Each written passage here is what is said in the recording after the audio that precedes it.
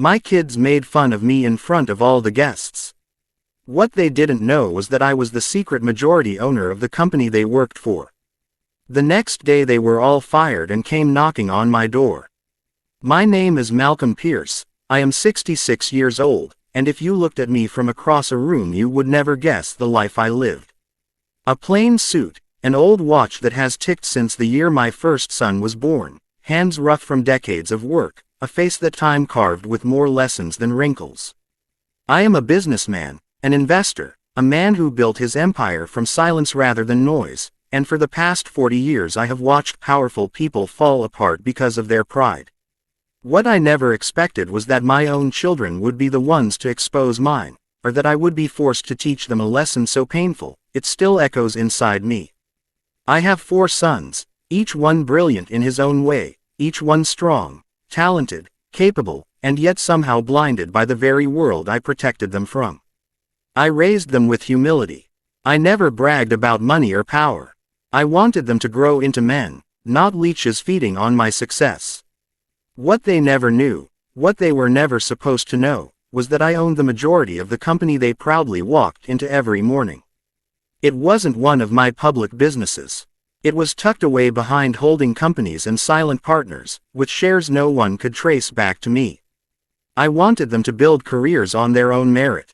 I wanted to watch them grow without privilege. For years, it worked. They climbed the ladder, earned promotions, earned respect. They became confident, maybe a little too confident, but I was proud. Deeply proud. I attended every milestone quietly, standing in the back, smiling, grateful. Until the night everything changed. My youngest son, Caleb, had just been promoted to department lead. He organized a celebration at a corporate dinner, inviting executives, managers, staff, and me. I wore my usual blazer, nothing fancy. I liked blending in. I liked watching my sons stand tall without my shadow behind them. But that night, instead of pride, instead of joy, they delivered the cruelest shock of my life. When Caleb grabbed the microphone to make his speech, he grinned at the room, full of confidence and charm, but when he looked at me, that smile twisted into something sharp. Something mocking. He said, "Special thanks to my dad for coming tonight. The man who still dresses like he's headed to a garage sale, but hey, he's trying his best." The room laughed. Before I had time to breathe, my second youngest, Jordan, stepped in from the side and added, "Yeah, Dad, next time we'll hire someone to help you dress. Corporate events aren't exactly your natural habitat." More laughter. A few people covered their faces. Some looked away, some shook their heads, but no one stopped it. My second eldest, Devin, raised his glass and said, "Let's be honest, Dad still doesn't even understand what we do here. He thinks brand strategy means choosing which coffee flavor to buy." The laughter rolled like thunder. Then my eldest son, Marcus, the one I trusted most, placed a hand on Caleb's shoulder and said, "Relax boys, he's old. He won't remember this tomorrow anyway." That one hurt the deepest. Not because it mocked my age, but because it came from the son I believed would always respect me. The room exploded with laughter. Executives, staff, people whose salaries came from decisions I made years ago. People I quietly saved from layoffs. People I supported when the company nearly collapsed decades earlier. Everyone laughed. My 4 sons, the boys I raised, laughed at me like I was a joke. A burden, an embarrassment. I sat still, holding my glass of water, my heartbeat slow and steady, but inside something that had been held together for 66 years cracked open. Not anger, not humiliation, something colder. Something sharper. Clarity. They did not know me. They did not know what I built. They did not know that the entire event, the hall, the stage, the expensive decor, the promotions they bragged about, existed because of the man they were mocking. I left early, quietly. I didn't confront them. I didn't defend myself. I didn't even show anger. I learned long ago that silence hurts more than shouting.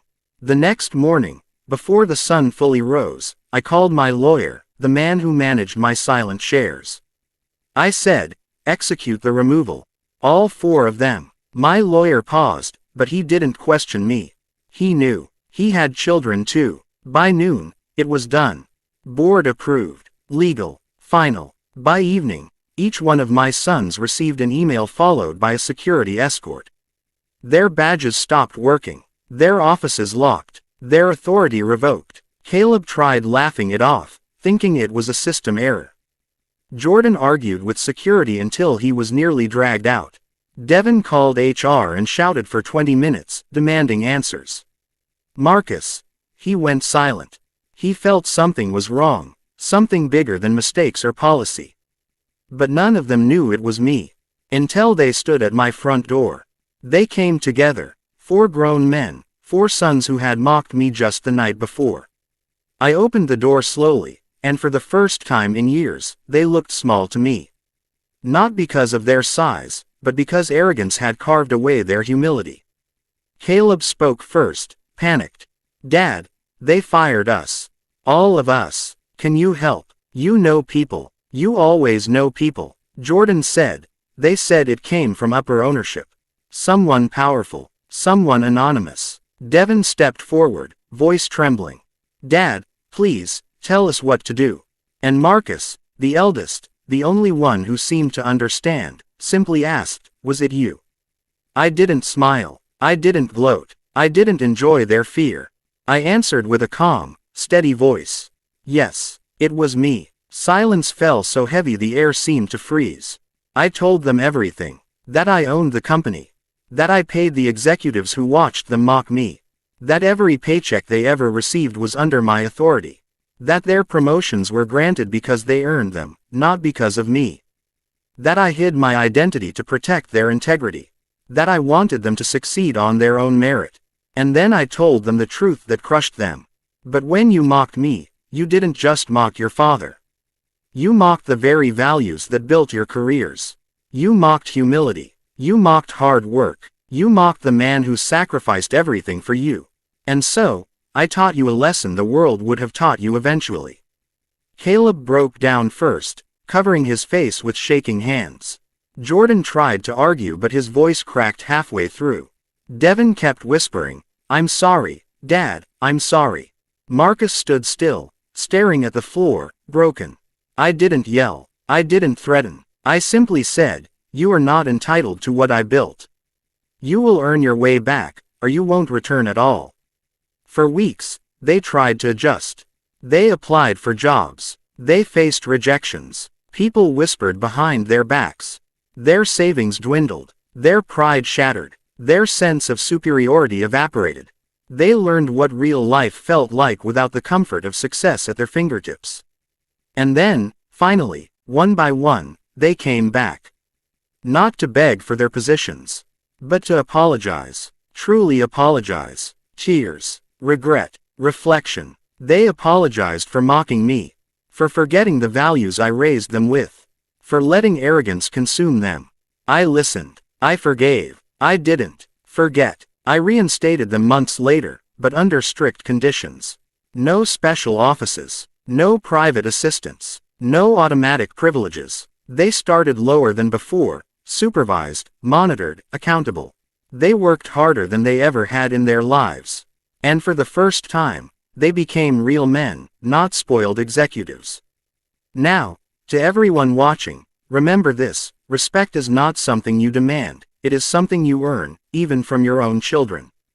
Silence does not make you weak, and kindness does not give anyone permission to humiliate you. Sometimes the harshest revenge is simply letting people face the consequences of their own actions. I am Malcolm Pierce, 66 years old, father of 4 sons who learned the most painful lesson of their lives, and the silent owner of the empire they once took for granted. They mocked me in front of the world, and the next day, the world showed them exactly who their father truly was. If this story touched your heart, don't forget to like, share, and subscribe. And tell me, what would you have done if you were in my place?